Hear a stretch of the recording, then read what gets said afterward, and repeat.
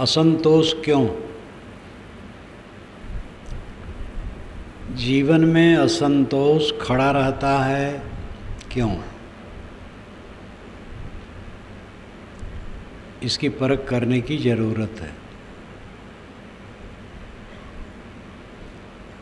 वस्तुतः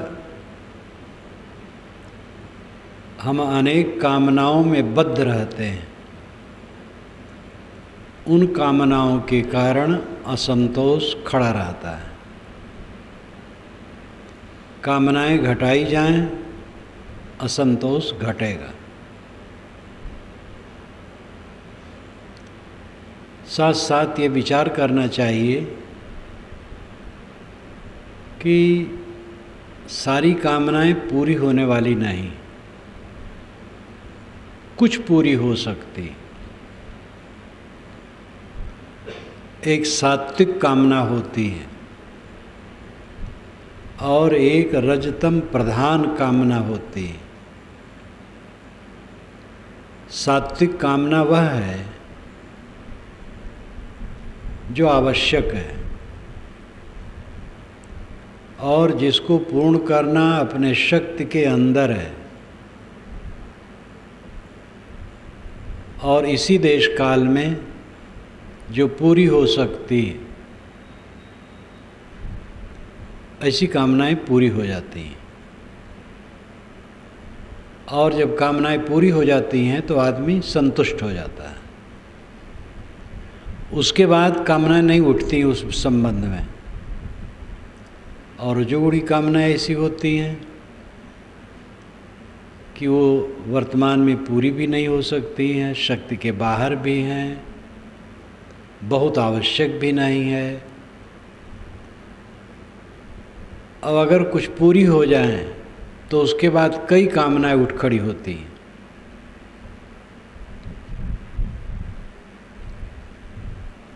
और ऐसी कामनाओं के चक्कर में आदमी सदैव जलता रहता है। जीवन में कामनाओं की ज़रूरत है। कुछ प्रोग्राम करने की योजना ज़रूरत है, लेकिन तो ये विवेक करना चाहिए कि वो हमारी शक्ति के अंदर है कि नहीं है, और उसकी क्या बड़ी आवश्यकता है, और हमारी शक्ति के अंदर है और इसी देश काल में हम कर सकते हैं। ये सब सोचना चाहिए। आवश्यक है, इसी देश काल में हम पूरा कर सकते हैं, वो कामना ठीक है। आदमी जीवन में बिल्कुल निष्काम नहीं हो सकता है, काम करना पड़ेगा। निष्काम होना एक अलग अर्थ रखता है। कामना करते हुए भी निष्काम हुआ जाता है। खाने की कामना है, निष्काम होकर। मकान की ज़रूरत है और पैसा है, और सब साधन है, वो कामना पूरी हो जाएगी, बना लिया जाए। और ऐसी कामना, इतना लंबा चौड़ा मकान जिसके लिए अपने पास सामर्थ्य नहीं है, तो उसमें उलझन होगी।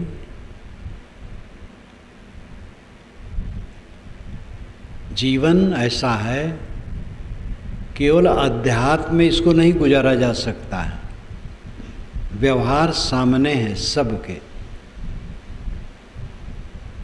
लेकिन केवल व्यवहार जीवन में रहे, वो कौन सा जीवन है? व्यवहार हमारा अध्यात्म के लिए है, लेकिन व्यवहार है और अत्यंत उज्जवल है। मतलब चाँद सूरज की तरह साफ है, उसको ओझल नहीं किया जा सकता है, नज़रअंदाज नहीं किया जा सकता है। बस विवेक पूर्वक उसका प्रयोग होना चाहिए। आदमी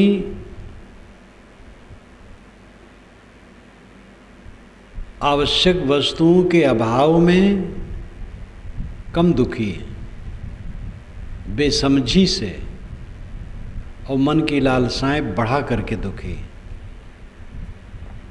कुछ लोग हैं आज के ज़माने में भी, कुछ लोग हैं कि जो आवश्यक वस्तुओं के अभाव से दुखी है। भारत काफ़ी उन्नत हुआ है, विदेश के लोग भी झुकने लगे हैं। अमेरिका और इंग्लैंड ये दोनों भारत के महत्व को आंकने लगे।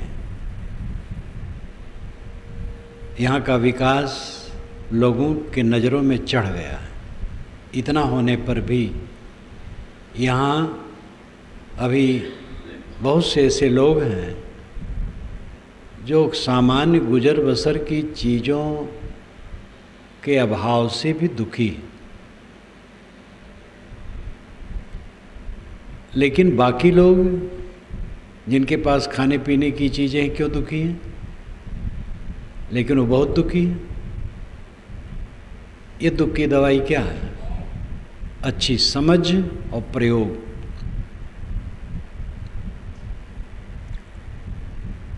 प्राणी पदार्थों और परिस्थितियों की कामना होती है। प्राणी पदार्थ परिस्थिति, अनुकूल प्राणी पदार्थ परिस्थितियों की कामना होती है। इस तिगड्डे में हर इंसान फंसा है,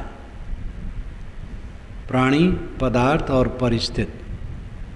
प्राणी कहते हैं सचैतन्य को, पदार्थ कहते हैं अचैतन्य को, और प्राणी पदार्थों की विशेष अवस्था को परिस्थिति कहते हैं।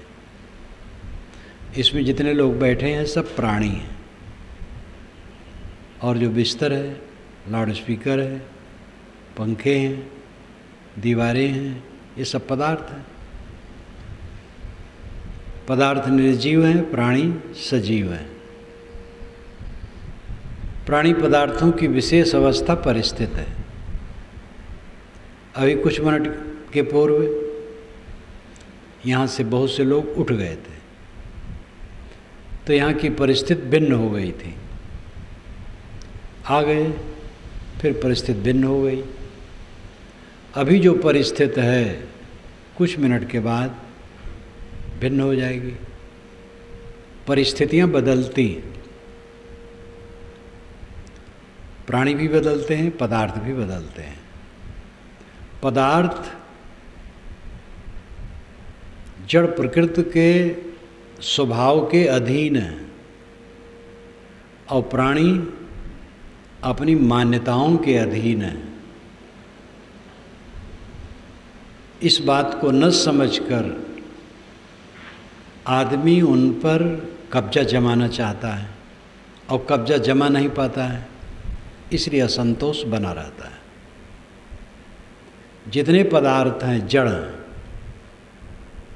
और वे प्रकृति के अधीन है, जड़ पदार्थों के स्वभाव के अधीन है, उनमें परिवर्तन है निरंतर।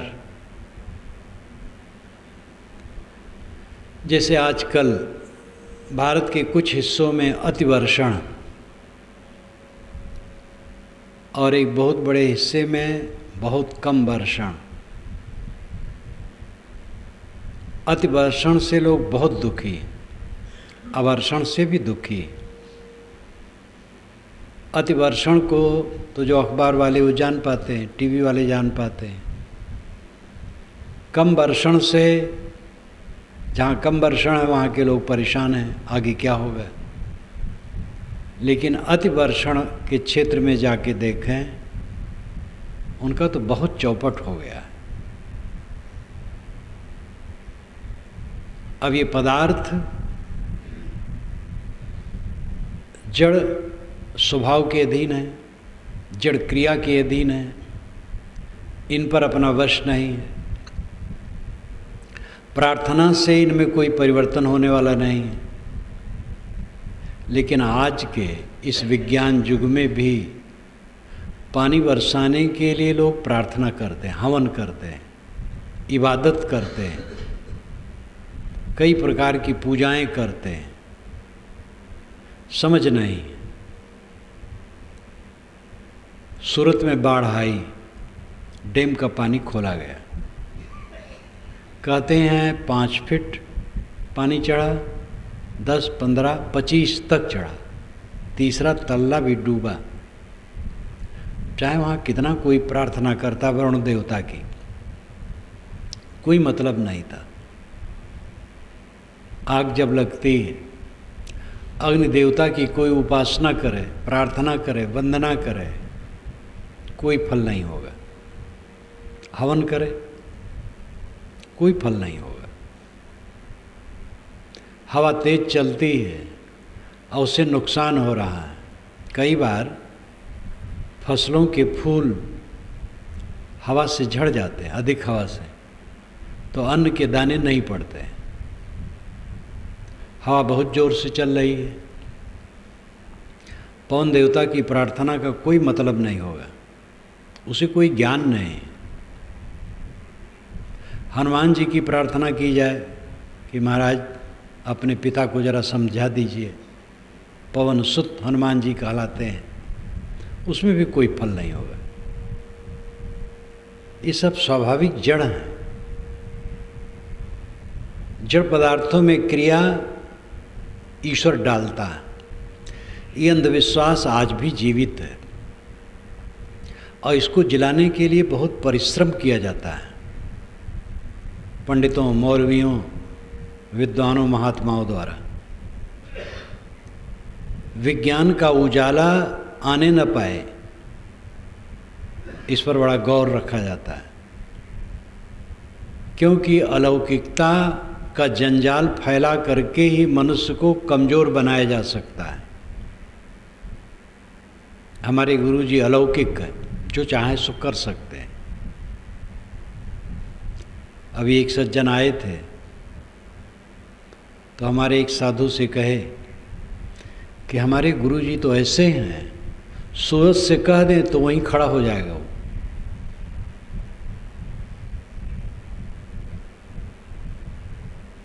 मैं तो एक मक्खी को भी कहूँ तो नहीं खड़ी होगी। एक मक्खी पर मेरा वश नहीं है। और ऐसे गुरु हैं कि सूरज को कह दे तो वहीं खड़ा हो जाएगा। अब इससे अधिक जोरदार प्रामाणिकता क्या हो सकती है? कैसा संसार है। लोग कहते हैं जड़ पदार्थों में क्रिया कैसे होगी? जड़ तो जड़, उनमें क्रिया कैसे हो जाएगी? जब ईश्वर उनको प्रेरित करेगा पदार्थों को, तब क्रिया होगी। ऐसे बुद्धि के धनियों को ये सोचना चाहिए कि जड़ पदार्थों की क्रिया ही उनकी संपत्ति है। जड़ पदार्थों में क्रिया स्वगत है, अनादि निहित है। अनादि से जड़ पदार्थों में क्रिया स्वभाव सिद्ध है। हर जड़ द्रव्य क्रियाशील है। निष्क्रिय कोई जड़ द्रव्य हो ही नहीं सकता। उसमें किसी देवता को क्रिया डालने की जरूरत नहीं है। लेकिन जड़ द्रव्यों को स्वतः क्रियाशील स्वीकार कर लेने के बाद दैववाद खतरे में पड़ जाएगा। पानी बरसता है प्रकृति के नियमों से, तो ईश्वर क्या करेगा बेचारा? इसलिए ईश्वर बरसाता है। वो ठीक से क्यों नहीं बरसाता है?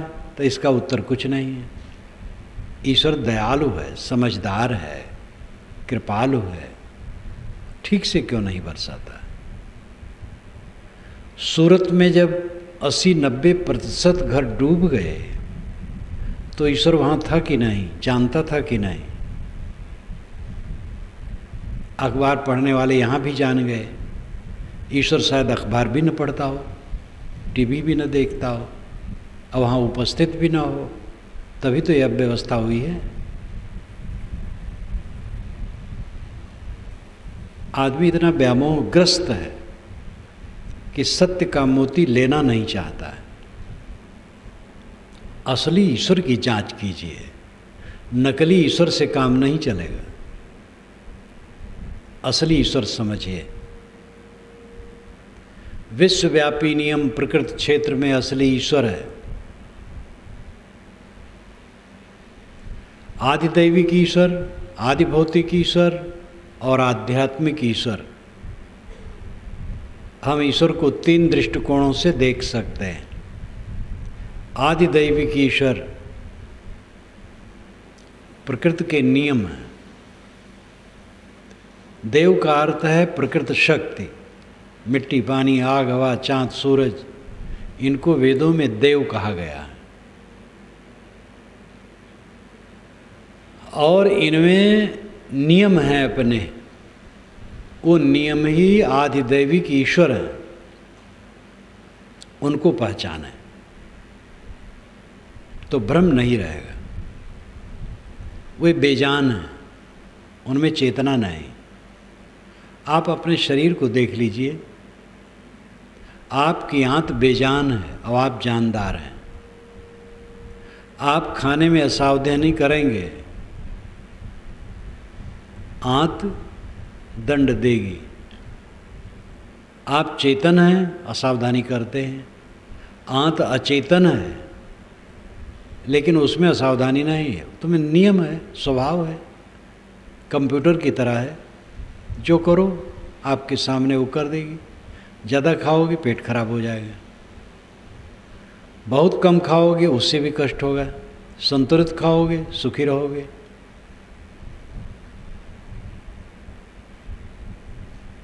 इस तथ्य को समझने की आवश्यकता है। प्रकृति के नियमों को समझें। प्रकृति के नियम आदिदैविक ईश्वर हैं और आदिभौतिक ईश्वर प्राणियों का समूह है। भूत नाम प्राणी। आदि कहते आधार को। आदिभौतिक, भूत जिसका आधार हो वो आदिभौतिक है। भूत नाम प्राणी। भूत के कई अर्थ होते हैं। भूत का अर्थ जड़ तत्व भी है, मिट्टी, पानी, आग, हवा। भूत का अर्थ बीता समय है। भूत का अर्थ सत्य है। सत्य को भी भूत कहते हैं। तादात्मता को भी भूत कहते हैं। ब्रह्मभूत हो गए यानी ब्रह्मलीन हो गए। भूत, भूत प्रेत को भी कहते हैं जो काल्पनिक हैं। भूत के कई अर्थ होते हैं, लेकिन यहाँ भूत का अर्थ है प्राणी, देहधारी प्राणी।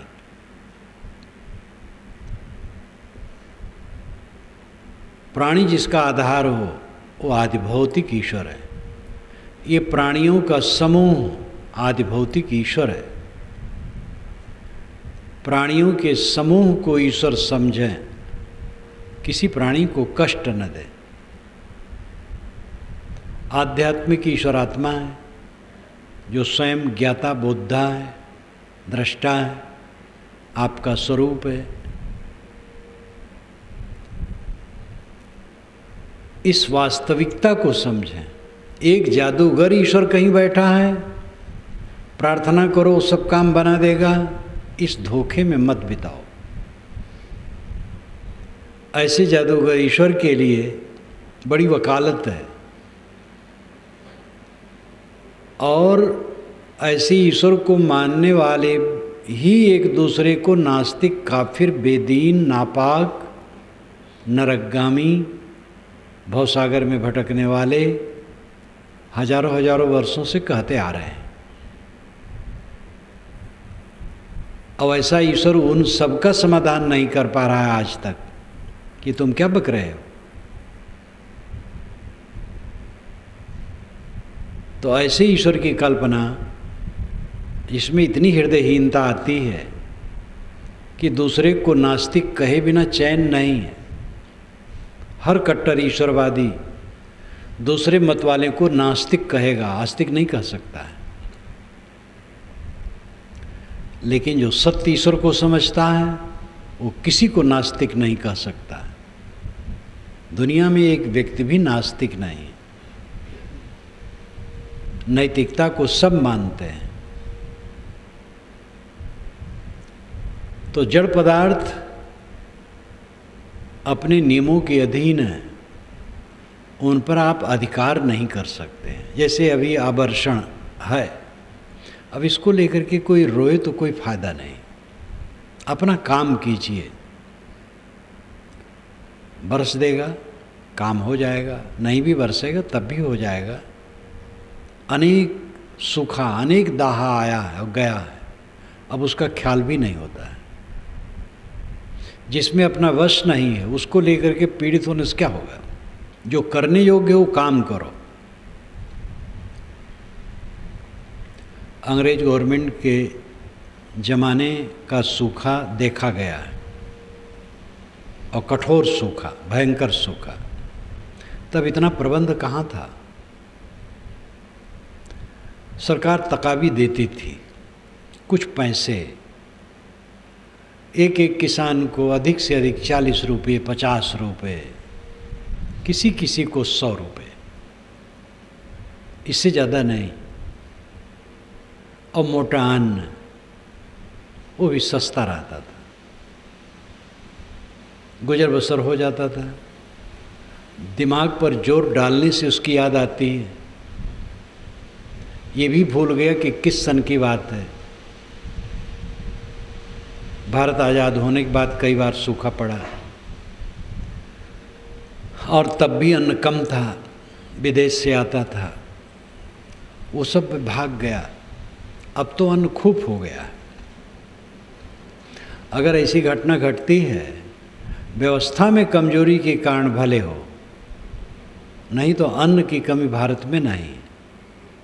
हो जाएगा गुजर, फिर पानी बरसेगा, फिर होगा। इतनी नहरें हो गई, इतनी व्यवस्था हो गई, पंपिंग सेट हो गए, बोरिंगें हो गई, उसमें भी काफ़ी कवर कर लेगा। जो करने योग्य है वो करना चाहिए, चिंतित होने से क्या फ़ायदा होगा। दाहा जहाँ हो गया उसमें भी रोने से क्या होगा। जो नियम हैं प्रकृति के, उन पर किसी का अधिकार नहीं, और उसके लिए भावुक बन करके प्रार्थना करने के चक्कर में समय और शक्ति नष्ट न करो। पुरुषार्थ करो, श्रम करो, काम करो, रचनात्मक काम करो। पदार्थ जड़ पदार्थों के नियमों के अधीन है, उन पर आपकी सुव्यवस्था नहीं। इस चीज को समझें। प्राणी मान्यताओं के अधीन है, उन पर भी आपकी सुव्यवस्था नहीं। आपका प्यारा से प्यारा भिन्न मान्यता है, आपके मन के अनुकूल वो सर्वथा नहीं भी कर सकता है। विचारों का अंतर इसी तथ्य को लेकर के रहता है, पति पत्नी में, पिता पुत्र में, भाई भाई में, गुरु शिष्य में। गुरु शिष्य का एक सिद्धांत होते हुए, एक रहनी के नियम होते हुए, कुछ संस्कार अलग हैं, कुछ विचार अलग हैं, स्वभाव अलग हैं। उसको आप क्या करेंगे। हर प्राणी मान्यताओं के अधीन है, स्वभावों के अधीन है, रुचियों के अधीन है। ऐसी व्यवस्था में रह करके आप सब कुछ अपने अनुकूल चाहेंगे तो असंतोष के अलावा क्या होगा। क्यों असंतोष है? क्योंकि जिन पर हमारा अधिकार नहीं है उन पर अधिकार करने की चेष्टा है, असंतोष होगा। अभिन्न मित्र का विचार बदल जाता है और तटस्थ हो जाता है, उदासीन। जो बिना मिले रह नहीं पाता था वो मिलना नहीं चाहता है, और ऐसा भी हो जाता है कि विरोधी हो जाता है। दांते काटी रोटी अवध क्षेत्र में कहावत कहते हैं। एक रोटी को एक मित्र ने दांत से काटा और उसी को दूसरा मित्र काटता, इतना प्यार, दांते काटी रोटी, मित्रता। लेकिन ऐसे मित्र विरोधी हो जाते हैं और सर काटने के तैयार हो जाते हैं। ऐसी भी घटना होती है। सर काटने की एक लाक्षणिक कथन है केवल सर ही काट देना सर काटना नहीं है, विरोध करना सर काटना है। पदार्थ जड़ द्रव्यों के स्वभाव के अधीन है, प्राणी अपनी मान्यताओं के अधीन है, और इन्हीं के बीच में अनुकूल परिस्थितियां समय समय से निर्मित होती हैं और बिगड़ती हैं। ऐसी हलचल में आप बैठे हैं और बिल्कुल उनकी आशा बनाए हरदम बैठे हैं, तो असंतोष ना होगा तो क्या होगा? इस पर विचार करें। परिवर्तन को कोई रोक नहीं सकता है। अबाध गति से प्रकृति में निरंतर परिवर्तन होता, उसको स्वभावीय परिवर्तन। द्रव्य और गति ये अभिन्न है। जो कहते हैं कि जड़ द्रव्य में गति कैसे हो सकती बिना ईश्वर के गति डाले? जब ईश्वर गति डालेगा तब उसमें गति होगी। जड़ तो गतिहीन है। ये जो हवा इस समय पूर्वी चल रही है, बंगाल तरफ से ईश्वर ढकेल रहा है, और जब पश्चिमी चलने लगेगी तो पंजाब चला गया होगा, ईश्वर वहाँ से ढकेलेगा। इतनी अकल आज जमाने में भी जो न रख है, क्या समझदार है? हवा चलने के अपने नियम हैं, उनके अपने दाब हैं, उससे हवा के रुख में परिवर्तन होता है। कोई देवता नहीं चलाता है। ज्वालामुखी फूट करके जहाँ निरंतर आग उगल रही है ज्वालामुखी, वो कोई देवता नहीं उगल रहा है।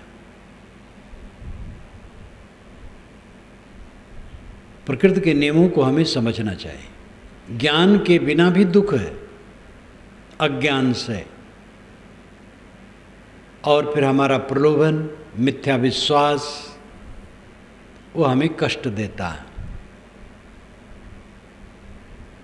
प्राणी पदार्थों से सुख पाने की जो लालसा है, असंतोष का कारण है। प्राणी पदार्थों में व्यवहार करना चाहिए। जो प्राणी पदार्थ मिलते हैं उसमें हमें व्यवहार करना चाहिए, विवेक युक्त देख करके बर्ताव करना चाहिए।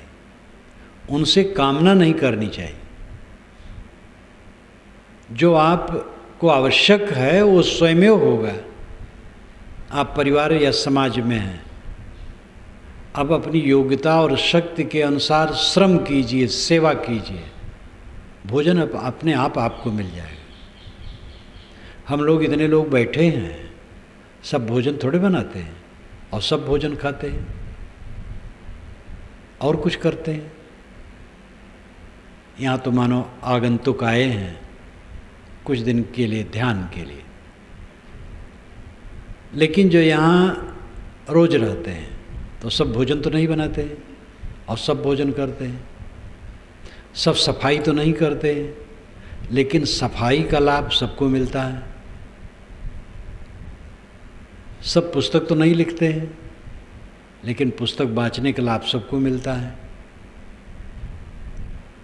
तो ये सहयोग है एक दूसरे का। आप अपनी श्रेणी, योग्यता, शक्ति के अनुसार काम करते रहिए, गुजर बसर होता रहेगा। लेकिन जो चौधराना गांठने की चेष्टा है, मलकई, बड़े हम हैं, हमें लोग बड़ा माने, और जो हम कहें वही करें, उसमें कोई विचार भी न चाहे कि और कोई कुछ सोच ले, और जैसे हम कहें तैसे सब उठे बैठें, हमारी उंगली पर नाचें, सारी सुविधाएं हमें मिलें, ये तृष्णा कभी संतोष लेने नहीं देगी। एक छोटा बच्चा भी, उसको भी अभिमान है अपने आप का। यहाँ छोटा बड़ा कौन है? मर्यादाएं हैं, उम्र की मर्यादा और पद की भी मर्यादा। योग्यता की भी मर्यादा होती है, कुछ मर्यादाएं हैं, उन मर्यादाओं में बंध करके मर्यादा से रहना चाहिए। लेकिन जिसकी कम उम्र है उस पर हम अपनी बातों को लाद नहीं सकते हैं। जो पद में हमसे छोटा है उस पर हम अपनी बात लाद नहीं सकते हैं। इसलिए हमें विनम्र रहना चाहिए। बड़ा कहलाने वाला विनम्र रहे, छोटा कहलाने वाला विनम्र रहे। अंत में छोटा बड़ा बीच की बात है। साहब ने कहा है, ऊंच नीच है मध्य की बानी, एक है पवन एक है पानी। ऊंच नीच बीच की भाषा है। जीव स्वरूपतः समान है, सजातीय। सारे जीव की उम्र एक है, अनादि अनंत। उसमें छोटा बड़ा कौन है? देहधारी होने से उम्र का अंतर है, देह की उम्र का अंतर है। पिता को चाहिए पुत्र को छोटा मान करके अवहेलना न करे। गुरु को चाहिए शिष्य को छोटा मान करके अवहेलना न करे। बड़े भाई, बड़े गुरु भाई छोटे भाई और गुरु भाई को छोटा मान के अवहेलना न करे। पति पत्नी की बात, अभी भी पुरुष देवियों के साथ सब लोग अच्छा व्यवहार नहीं करते हैं। पढ़े लिखे हैं, देवियाँ भी पढ़ी लिखी हैं, लेकिन बैठ करके बात करना प्रेम से, समता से, सुलझाना, अपनी बात कहना, उसकी बात सुनना और समता से सुलझाव के चलना, ऐसे कम लोग हैं। पुरुष हैं बस गरम बोलेंगे, डांट के कहेंगे, आर्डर सीधे देंगे। कितनी देवियों को बहुत तकलीफ होती है। तो ये सब अहंकार दुख के सिवा और कुछ पैदा नहीं करेगा। सब मित्र हैं, छोटे बड़े सब मित्र हैं। हमें असंतोष क्यों होता है?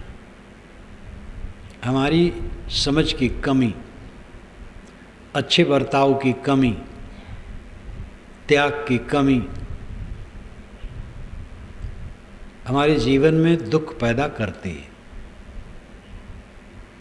हम समझते हैं पैसे रुपए हो जाने से वह सुख मिल जाएगा जो निर्मल है, एकांतिक है, स्थिर है, जिसमें दुख का लेश भी नहीं है। लेकिन ये महाभ्रम है। संयोग जनित पदार्थों में वो सुख मिलना असंभव है। किसी भी बड़ी लौकिक उपलब्धि के पहले आकर्षण तो उसमें होता है, अविवेकवश, कि जब ये हो जाएगा बस खूब आनंद कंद हो जाऊंगा। लेकिन इच्छित वस्तु के प्राप्त होने के बाद उसकी पोलपट्टी सामने आ जाती है। वही निराशा, वही असंतोष, वही पीड़ा। नवयुवक पढ़ता है, योग्य है, तेज बुद्धि है, उत्तम श्रेणी में पास होता है, लालसा उसकी बढ़ती है, कलेक्टर कमिश्नर होऊंगा, एक सुंदरी वाला से विवाह करूंगा, खूब पैसा कौड़ी होगी, बंगला, कार, ऐश्वर्य, प्रतिष्ठा, शासन, फिर क्या पूछना, आनंद कंद हो जाऊंगा। एक तो ऐसा सोचने वाले सब लड़के ऐसी अवस्था में पहुँचते नहीं। कहीं छोटी मोटी नौकरी मिल गई, कहीं 200-400 किलोमीटर दूर फेंक दिए गए, एक छोटा सा कमरा ले करके किराया रह रहे हैं, पका खा रहे हैं, या कहीं होटल में जाके खा आते हैं, किसी प्रकार निभा रहे हैं। कुछ लोग कलेक्टर कमिश्नर भी हो जाते हैं। लेकिन कलेक्टर कमिश्नर से जाके पूछो कितने सुखी।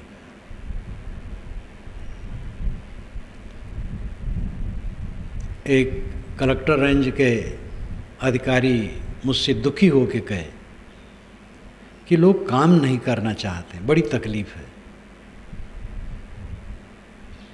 जितने वर्कर हैं, छोटे छोटे अफसर हैं, काम नहीं करना चाहते। वे आदमी बहुत अच्छे हैं,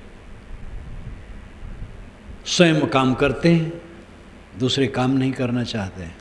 उनकी वेदना को मैंने कई बार देखा, कई बार वो मिले तो एक ही पीड़ा बतावें, तनख्वाह तो बढ़ गई है, काम घट गया है। सरकारी नौकरी पा जाने पर तो लोग समझते हैं पेंशन है, पेंशन मिल गई अब। तो ये दुर्भाग्यपूर्ण है। असंतोष उपलब्धियों के बाद ज्यों का त्यों बना रहता है। इच्छित उपलब्धियों के बाद भी असंतोष ज्यों का त्यों बना रहता है। किसी जवान को पुत्र न हो और 10 वर्ष हो गए हों विवाह हुए, तो पुत्र का स्वप्न देखता है, और पुत्र हो जाएगा फिर क्या पूछना है। पुत्र हो जाने के बाद कदाच पुत्र हो गया, थोड़े दिन में उसका असंतोष बराबर आगे बढ़ता चला जाता है। ये असंतोष की दवाई लौकिक उपलब्धि नहीं है, मूल में ही सोचना असंतोष क्यों, क्योंकि समझ सही नहीं।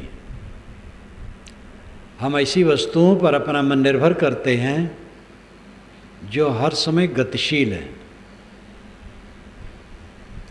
जो एक क्षण रुकती नहीं, बदलती रहती। उसमें हमारी सुवस्था नहीं। उनके उपभोग के बाद और तृष्णा बढ़ती है, असंतोष बढ़ता है, दुख बढ़ता है। उसी परिवर्तनशीलता में मृत्यु, जो सबसे भयावह है, वो सामने खड़ी रहती है। जहाँ ज़्यादा प्रेम होता है उसके मरने का भय तो स्वाभाविक लोगों को बना रहता है। प्रिय पुत्र, प्रिय पति, प्रिय पत्नी, प्रिय भाई, जो भी प्रिय है, ज़्यादा कामकाजी। इंदिरा गांधी ने एक बार बहुत बढ़िया बात कही थी, वो सबकी बात है कि जो लोग मरने वाले के लिए रोते हैं, उनके लिए थोड़े रोते, अपने लिए रोते हैं, क्योंकि उनको सुविधा थी उनसे और सुविधा छिन गई। ये बात सबकी है, लेकिन याद आई, उन्होंने कहा था, अखबार में एक बार पढ़ा था। अच्छी बातें तो सबके दिमाग में आती हैं, सभी कहते हैं। घर में एक ऐसा व्यक्ति हो जो निकम्मा हो, मर जाए, कोई परेशानी नहीं होती।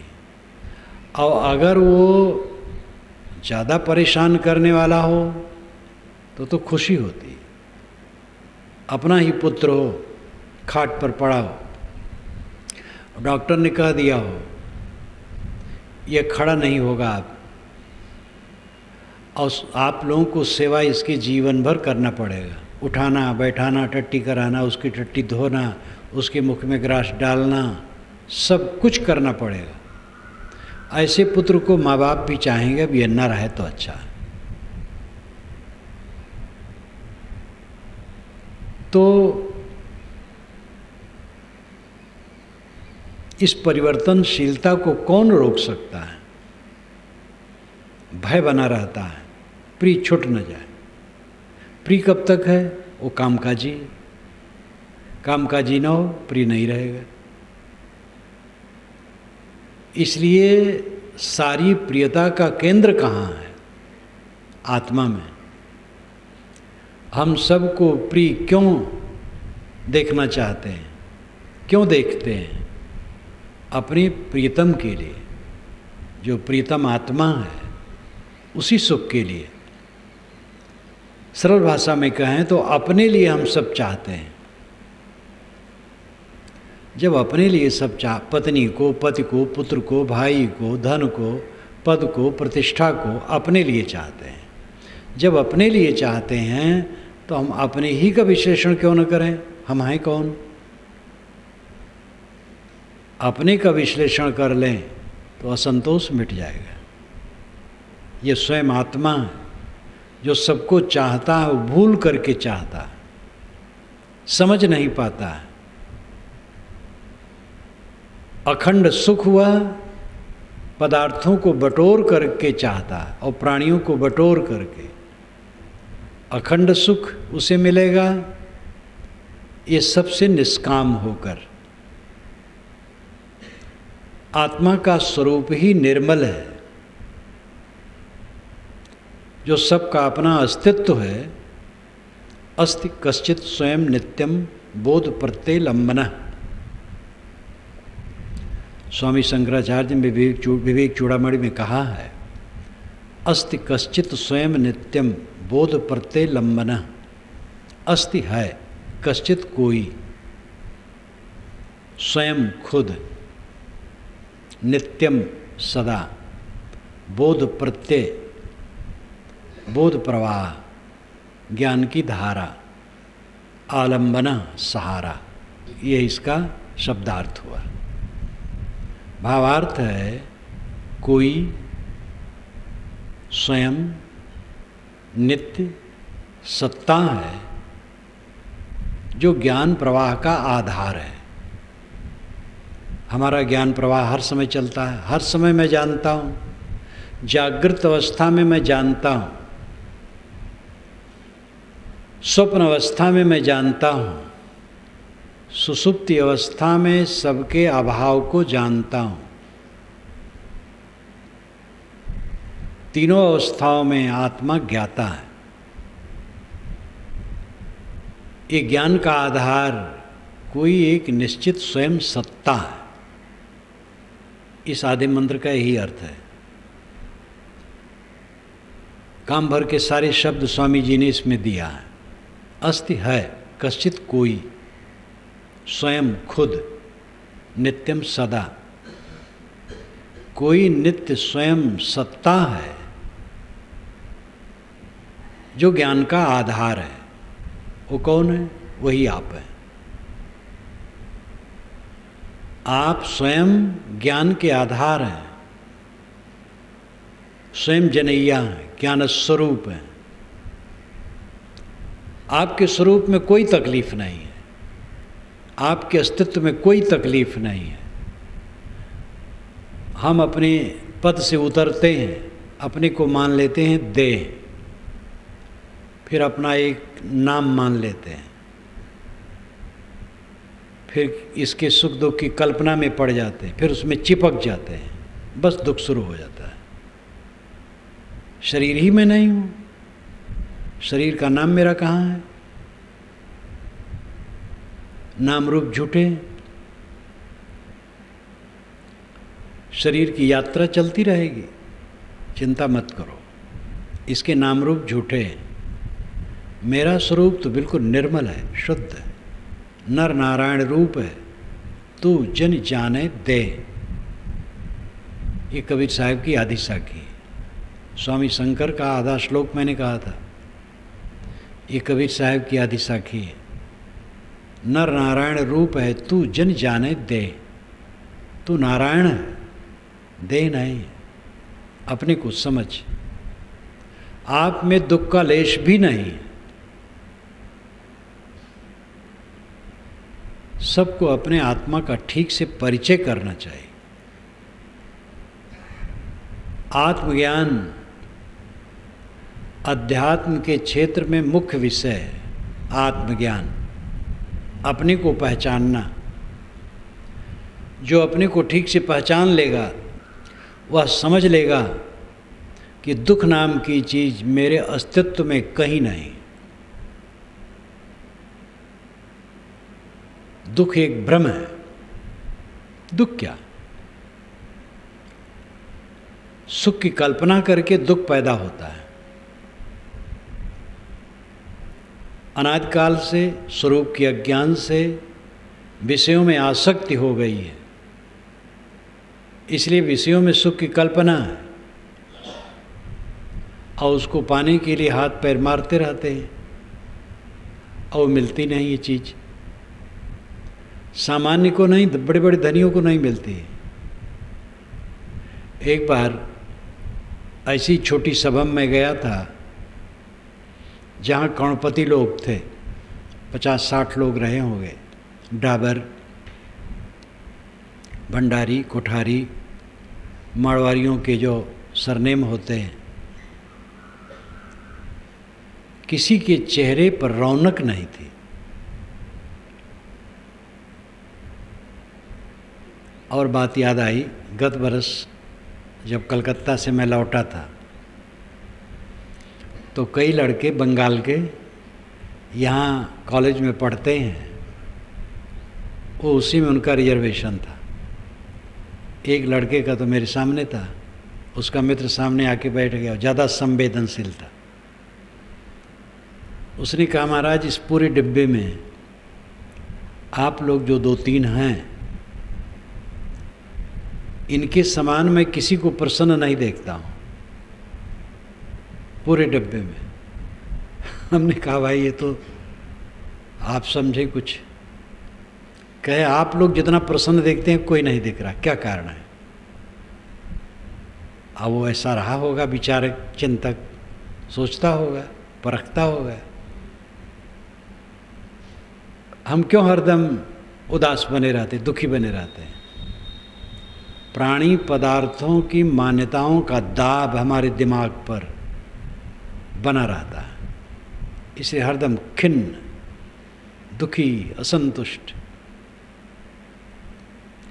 क्या हो जाएगा? कोई मर जाएगा, कोई नई बात है। प्रिय का वियोग हो जाएगा, अप्रिय का संयोग हो जाएगा, अप्रिय का संयोग होने के बाद वो भी वियुक्त हो जाएगा, बीमारी आ जाएगी, चली जाएगी, अपमान हो जाएगा, सम्मान भी आ जाएगा। इस सब में क्या रखा है? जब तक हम भौतिक धरातल से अपने मन को ऊपर नहीं उठाएंगे, तब तक ये अवसाद, ये पीड़ा, ये वेदना, ये असंतोष, ये दुख मिटेगा नहीं।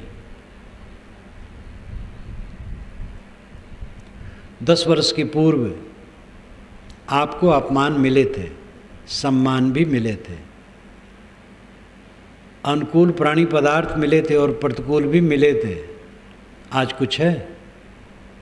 20 वर्ष के पूर्व, 30 वर्ष के पूर्व, 50 वर्ष के पूर्व कल मिले थे, आज वो है।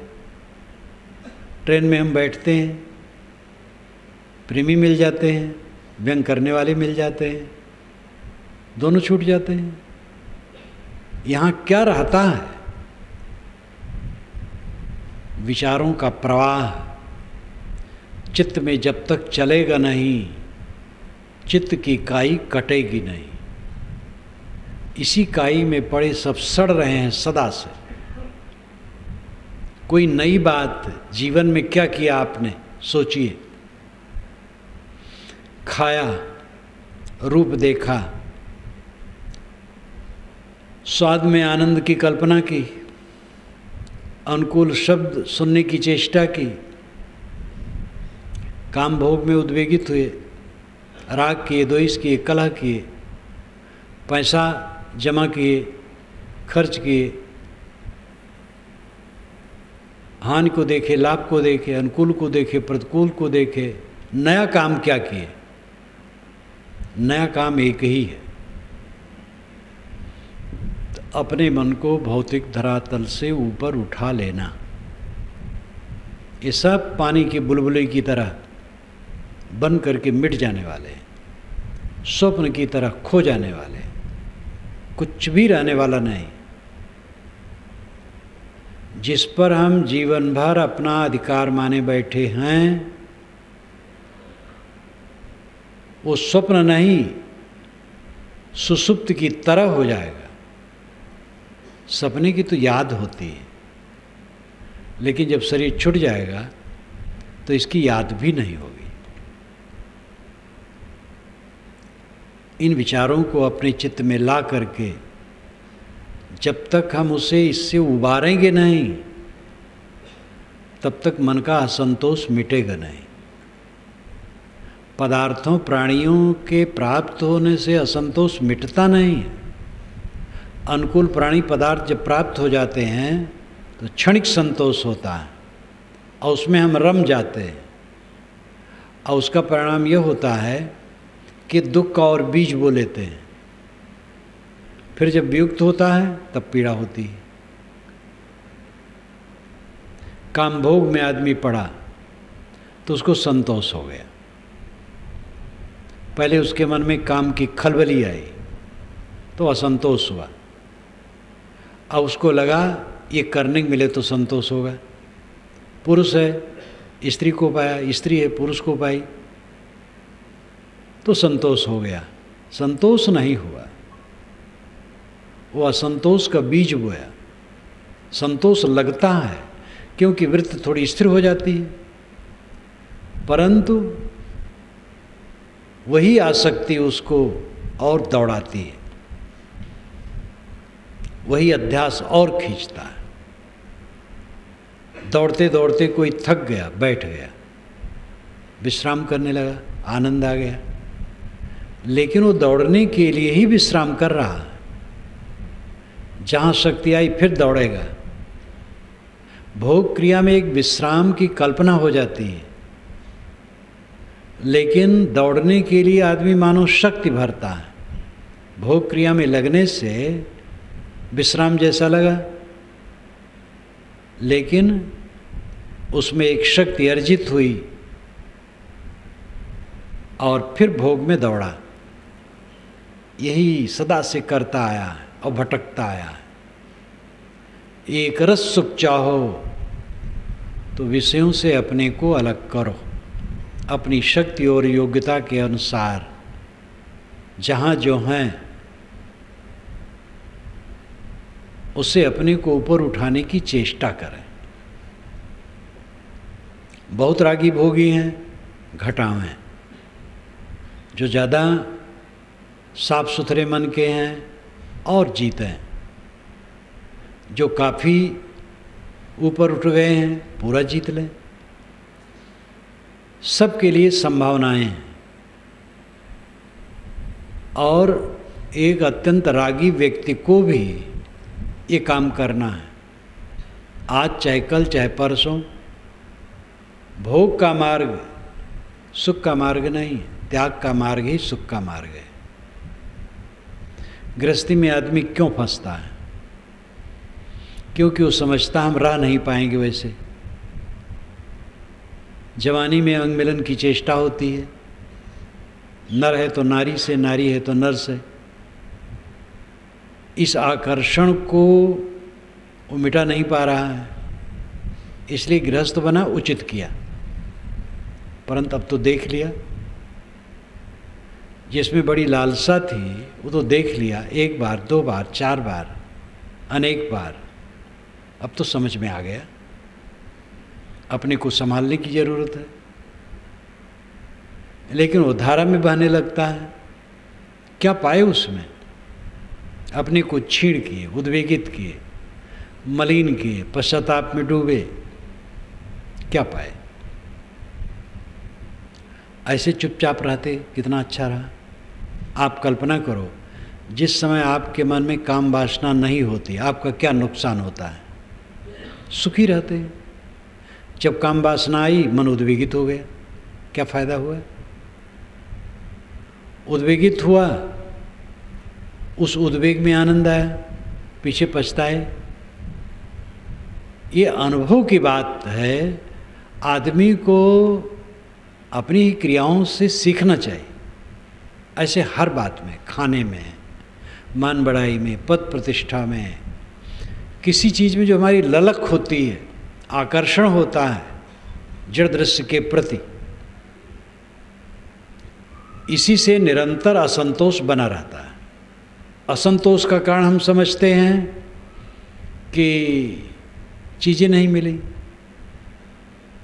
जितनी चीज़ें मिलती 1000 गुना ज़्यादा मिल जाए तो लाख गुना असंतोष बढ़ जाएगा। बिना विवेक के कभी संतोष नहीं हो सकता है। भोग से संतोष कहीं होता है, भोग से संतोष का आभास होता है, भ्रम होता है।